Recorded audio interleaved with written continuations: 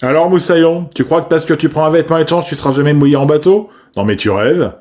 Salut et bienvenue dans Smile Day, qui va, je l'espère, te permettre de mieux comprendre les étiquettes de certains vêtements.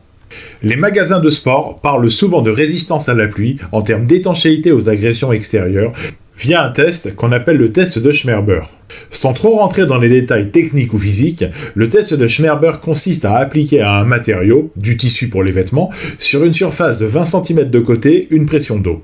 Le résultat est simple, à la première goutte d'eau qui traverse le tissu, on dit qu'il a dépassé sa résistance. On mesure la pression d'eau qui aura été nécessaire pour parvenir à cette traversée, et on convertit, un Schmerber égale 1 mm de colonne d'eau égale 0,1 millibar. Mais ce n'est pas la garantie ultime de l'étanchéité d'un vêtement. D'abord car ce test n'est pas le seul sur le marché. Une norme européenne, cette fois, ISO 9865-1991, mesure la quantité d'eau qui a traversé le tissu pour en évaluer l'étanchéité.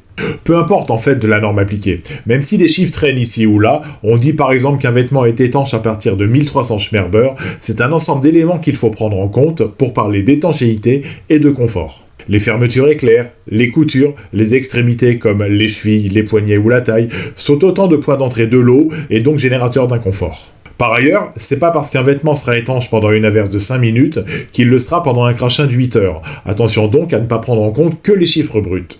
Le principe de conception des vêtements, lui aussi, a une importance capitale. En allant de l'extérieur, donc l'environnement, vers l'intérieur, toi le plaisancier, la couche de protection sera, selon le cas, l'enduction ou la lamination. L'enduction consiste à recouvrir le tissu d'un enduit qui va en augmenter l'étanchéité. Cet après vient ajouter une couche d'étanchéité au vêtement. Plus efficace, la lamination consistera à coller à ce tissu une membrane. Puis ensuite viennent les coutures, point sans doute le plus faible de nombre de vêtements. Ces coutures doivent être recouvertes d'un matériau étanche en tout point pour ne pas devenir des points d'entrée d'eau. Enfin, tu t'en doutes, l'entretien du vêtement, de ta responsabilité, lui aussi, a son importance. Si tu ranges n'importe comment tes fringues de bateau, elles vont moisir et la qualité de l'ensemble en sera diminuée. Le conseil est simple, mets-le sur un cintre et laisse sécher ton vêtement sur un cintre, à l'air libre, tout simplement. Enfin, vient la vraie vie. Par exemple, Tribord, une marque de Décathlon, propose à des skippers de porter en réel des tenues de sa fabrication. Ce fut le cas par exemple d'Achille Nebou, qui a testé la tenue Offshore 900 sur la dernière Transat Jacques Vabre, nous explique un ingénieur de l'enseigne. Tu l'as compris, tenue étanche ne veut pas dire tenue qui résistera à tout. Il faut que tu achètes le bon vêtement pour ton usage, et il est idiot d'acheter du matos hauturier qui ne fait que du côtier.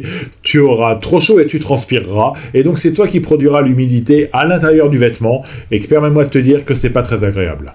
Et toi, quelle tenue as-tu retenue pour être aussi confortable que possible en bateau ? N'hésite pas à republier ce post et à le liker, et bien sûr à t'abonner sur ma chaîne pour toujours plus d'informations sur le nautisme et sur le monde de la mer. Si t'es sur l'eau, je te souhaite du beau temps et bon vent. Tu aimes ce que tu viens d'entendre? Alors n'hésite pas à republier, à liker et à t'abonner à ma chaîne.